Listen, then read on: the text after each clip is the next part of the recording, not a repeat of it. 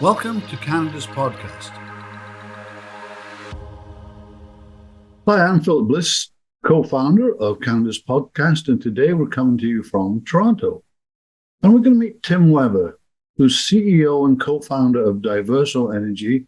Diverso helps developers of multifamily and commercial office buildings achieve sustainability and energy reduction targets without the capital cost. Diverso Energy also offers a unique geothermal utility model, converting the upfront costs to long-term operating expenses. Tim has 25 years in the HVAC industry and 15 of those exclusively on geothermal. Obviously, he has a broad knowledge of HVAC design and applications. And, I think it's going to be a very interesting interview as this is a big area. So Tim, welcome. It's great to meet you. And I'm looking forward to learning a little bit more about you and the energy business and specifically geothermal, because I think that's something nobody knows much about. So it's kind of interesting to find out. But before we get into that side of things, why don't you tell us a little bit, about yourself, who Tim is, what you do, how you got here today, kind of thing. Yeah, sure. Well, thank you for having me, Phil. It's a pleasure to be here. A little bit of background on myself and how I kind of ended up in this position. I originally, in my previous life, was a heating and air conditioning refrigeration technician. So I took the route of a trade after school. And I did that for about 12 years. And at that point, I had an opportunity to transition into the geothermal space. So it was sort of a technical role, training that kind of morphed into sales. And then that morphed into more commercial, industrial sales, both here in Canada and the US. And it was around that time I realized this technology has a real problem. We're trying to sell a technology that has a 40, 50, 60-year benefit, but we're expecting someone to pay for it up front. And I realized, no other energy source requires that. You don't pay for 50 years worth of natural gas infrastructure up front or electricity. Mm-hmm. You don't even buy cars that way, let alone energy. Yeah, so, that's true. Yeah. Yeah. So, at that point, I realized, we had opportunities, projects in the US where there was a 3-4 year payback or 20, 30, 40% return on investment. And these clients still weren't doing it. And a lot of that had to do with, it wasn't that financially it didn't make sense. And they recognized the carbon and environmental benefits. It just did not work within the financial pro forma of their project. Didn't have access to the capital, or they were concerned about the risk. So in late 2014, decided to start a business called Diverso Energy, where we essentially acted as a geothermal utility. So the idea was to remove some of those, perceived roadblocks or barriers to entry for the technology. And we launched, I think, early 2015, found a financial partner out of Quebec, and that's kind of where we ended up today. So that was the transition. Stay ahead of the game with our expert tips and strategies that will help your business thrive in a digital era. CanadasPodcast.com. Subscribe now. So when you say I'm interested in the business model. When you say you're a utility, I looked at some of the background of the company, and you're working with, large developers. Who are you a utility for? Those developers, the people in the buildings. What's the scenario? Yeah, not much different than a conventional, fossil fuel based or really any energy source. We're a utility in the fact that we design, we build the geothermal infrastructure that goes underneath the building, that geothermal energy source. Mm-hmm. We pay for it, we own it, and we essentially turn what would have normally been a capital expenditure into a long-term operational expense or an energy expense. And the client is essentially the developer, the owner of the building, whether it's a condo corporation or a rental. Mm-hmm. And the idea was that, removes that barrier to entry and allowing geothermal to become mainstream. At least that was the idea. And as it turns out, we were completely wrong, because nobody really wanted it, and that's a whole other story. But it's almost like, when you think you've solved the problem, recognizing that the problem is actually something completely different. So essentially, we created a really great Tylenol, not realizing no one had a headache. Nobody needed to go green. Everyone said they wanted to go green. As soon as we removed those barriers, it was a little bit of, well, yeah, that's a great idea, but we've been doing this the same way for 50 years. Our condos, and this was the height of the condo boom in Toronto, condos selling out in a weekend. There was no policy, no pressure. And even though we removed the financial barriers and the risk, we still created a departure from the norm. And, not too much different than the automotive industry. It didn't change for a long time until policy or, someone like Tesla kind of forced that change. And we were sort of at this early adoption stage where, fortunately for us, there was a few early adopters out there, enough for us to keep the lights on and build a bit of momentum and a proof of concept early days. But it was a real challenge early days. But, you sort of got trained in an extremely good trade and knowing a few people in it, and a fairly well-paying trade for technicians. Why did you move to entrepreneurship, to risk? Yeah, it wasn't intended. I found myself at a bit of a crossroad where I had this idea. The company I was working with out of the US was essentially folding. So I had, do I go back on the tools or go back to the residential geothermal market in Ontario was sort of, had kind of the industry had fallen off a cliff. And part of the genesis of this business model as well was, when I was in residential geothermal single family homes, there was a government incentive and we could do no wrong. I would argue we were successful in spite of ourselves. And looking back, that's what happens when you have a government incentive. It's a double-edged sword. You kind of live and die by that same sword. And we marketed it very well, and we did well. The minute that incentive disappeared, the industry went into a vacuum, and I kind of found myself transitioning into the commercial space. That business folded. So either I go back on the tools or I move forward. So it wasn't really something I intended on doing. It just, I didn't really have much of a choice. Back was a little bit against the wall. And I also really believed in the business model. As much as we were early, I really did believe it made sense. And I really did believe that, this is the way geothermal is going to become a mainstream technology. And we were just probably 6-7 years too early at the time. So, based on the number of developments you've done, what's the greatest challenge you've faced in growing the business to date? Yeah, it's a great question. There was multiple challenges. I think one was just understanding our clients, being, real estate developers, and, what keeps them up at night, and what are their pressure points, pinch points. And, it was really our objective to understand their business so we could, rather than adding more to their already full plates, how can we take things off of their plate? And a lot of it too, our biggest challenge, to be honest, was just apathy. A lot of developers, we got probably 90 to 95% of the meetings we went in, everyone was willing to meet with us, but it was a pretty consistent response of, love what you're doing, great business model, great idea.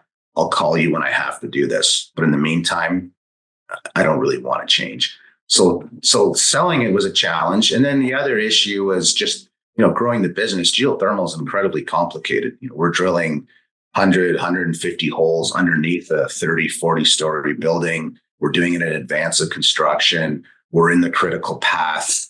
And at the time we were outsourcing everything. So we were relying on, outside trades, drillers and contractors. We did the design ourselves from our previous experience, my, two partners and I, but relying on outside trades was a challenge. Selling was a challenge. Working with condo lawyers, because they've never seen this before, was a challenge. Construction managers were a huge challenge because this was all new to them. And again, the lawyers, developers, mechanical engineers, construction managers, those are all industries that are very resistant to change. They're not known as being overly innovative, and we're introducing a very, very new, significant technology that represents significant change and a departure from the norm. So we kind of got resistance and kicked down from every direction. Really, it was tough. So, I mean, having got there, is there some kind of, key ingredient, if you like, that from that tough, slow start that gets you, over the finish line, so to speak? Yeah, it's if we're ever over the finish line, I don't know, but Well, yeah, I think we're over the finish line now as far as momentum and not feeling the pressure that you're gonna lose your home and what have I done to my poor family. But I think that is also the same thing that keeps you going. You realize, I think it's probably results in the success of entrepreneurs, but also the fate of a lot of entrepreneurs, where you're so far. It's a bit of in for a penny, in for a pound, right? And you find yourself so far in that turning back is not an option. And I think, in this case, that was a good thing, because if I would have gone into this with a large safety net, I'm pretty confident I would have quit long before now. It was just too hard. But quitting wasn't, it's a bit of a cliche, but quitting wasn't really an option. And I think without that, I'm not sure we'd be where we are today. Join our thriving community of like-minded individuals who share a passion for success and innovation. CanadasPodcast.com. Subscribe now. Within the business itself, is there some key success factors that you've found that have made success possible? Yeah, for sure. I think the biggest one for me is my partners. I have two partners, and all three of us our backgrounds are very different. Our skill sets are very different. Philosophically, how we look at things are very different. I mean, there's enough overlap that it works, but you realize business is a lot like a marriage, and you don't want two people that are exactly the same, because you don't accomplish much that way. But, I think between the three of us, there wasn't a lot of gaps, whether, one partner is an engineer and he's, incredibly technically, probably knows more about geothermal technically than anyone in North America. He had done hundreds of systems. My strengths were understanding the market. I'm more of a 30,000 foot visionary, learning how to sell, learning the industry, the opportunities, how to create value. And the third partner is, finance, legal, kind of the back end stuff. And he's really good at that. So we kind of, between the three of us, we were a pretty well-oiled machine and a pretty powerful force. But, we, again, just waiting for the market to catch up and, to be able to leverage that. So that was I think without that, we would not have been successful. And it is a lesson for me. I talk to people, if you're going to pick a partner in business, do not pick someone the same as yourself. Two engineers should not start an engineering firm. An engineer and accountant maybe, but not two engineers. Those are business partners, so they're obviously shareholders like yourself. Mm-hmm. I mean, is this something you could have done, as a solopreneur, or do you think it needs that? Not a chance. Not 0% chance. I would have been successful on my own. And I don't know if I would have seen that at the time. I might have been bold enough to try, but looking back now, realizing what it took to get here, there's 0% chance I could have done this on my own. So, you've probably got some stuff that you've gotten, mentorship, the things that you use. What's the best piece of advice that you've ever received that you kind of carry around in your back pocket and it's there kind of thing? Yeah, I remember having a conversation with someone who started a similar business, and he warned me that essentially, when you're trailblazing, you basically you take all the heat, you take all the crap, right? And you're going to pave the way, and others are going to come along after you, and you're going to be frustrated that it's easy for them because you did all the heavy lifting, and there's just no way around that. And I think it has helped me mentally prepare for that and accept the fact that, nobody asked us or told us to do this. We did it on our own accord, and we took on the burden of being first in the industry. And now that we are where we are, I realize there's a sense of pride, and I wear that, as a little bit of a badge of honor, even though, it was required a lot. We stubbed our toe a lot. There was a lot of, failing forward, just to use the usual cliches. And, but, I guess like anything in life, if it's something you're truly proud of, it usually doesn't come easy. Those things are quite often, mutually exclusive, right? Well, what do you see as your biggest challenge in your future as an entrepreneur? Well, I don't know if I have a future as an entrepreneur. I feel like I've been there and done that now. I just turned 51. I really now want to enjoy the business that I'm in, and the market in our business is at a point of maturity. We sold a majority share of our business to a large fund out of Europe back in April. And that's really given us the horsepower to accomplish what we've always wanted to accomplish. We've bought our own drill rigs, and we're growing very quickly. And we now have access to both, human and financial resources we didn't have before. So I'm just enjoying myself now. I'm kind of along for the ride, and I'm okay. So you're on to the next phase, basically. On to the next phase, and I'm quite happy to hand over the reins and just be part of it and enjoy the momentum that we worked so hard to create over the last decade. Okay, that's cool. Let's have some fun questions. Some really good. Thank you. That was some good stuff in there for people. If you weren't kind of following on what you were saying, if you weren't doing what you're doing now, what would you be doing instead? Yeah, I look back at my life before I got into business and when I was in the trade, and I'm certainly glad I had the opportunities I had and took advantage of those opportunities. But there's pros and cons. There's so many days when there was no income coming in. How do I pay the bills? How do I buy food? And I looked at these vans going by with ladders on the roof, and I was incredibly jealous that they knew what they were doing that day. They knew where their paycheck was coming.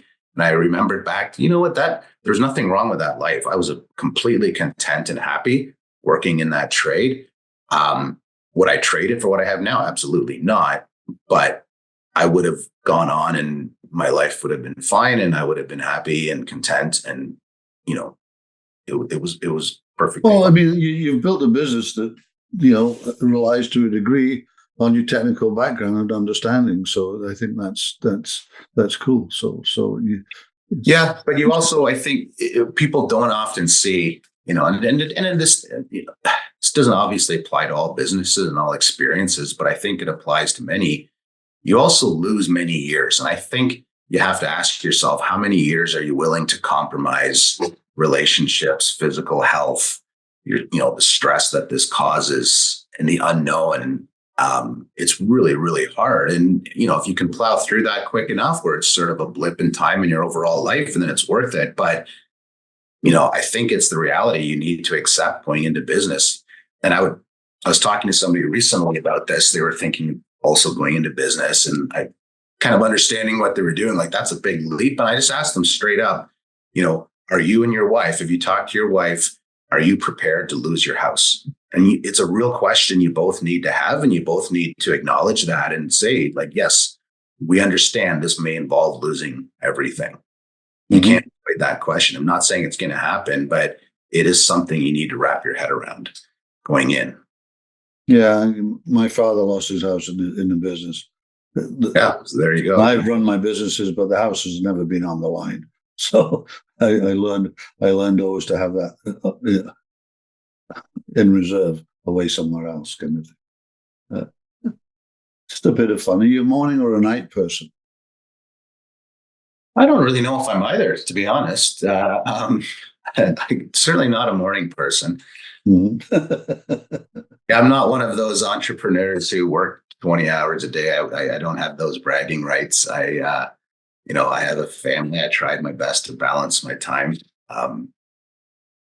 Yeah. If you had to pick one word to describe Tim what word would it be and why? Sorry, one word to describe You. me. Oh, I think, according to my mother, ever since I was little, I was incredibly tenacious. When I had my mind set on something, it was very difficult for my parents to convince me to move away. And I think that tenacity and unwillingness to give up is probably what got us here today. So I think, probably, I made up for a lot of shortcomings and just pure willpower and tenacity and grit, I guess.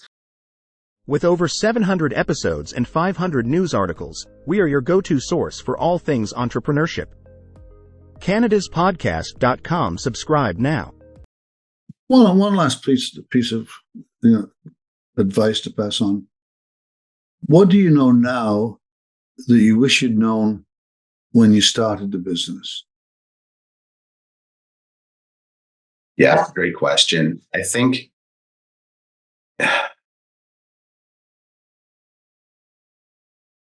probably the biggest one is, and it was a slow learn, but when you start a business where you're offering a service, especially something new like what we were doing, early days, I wish I would have had a better understanding of what those barriers were and kind of, an opportunity to open the hood and really understand the real estate world, understand my clients.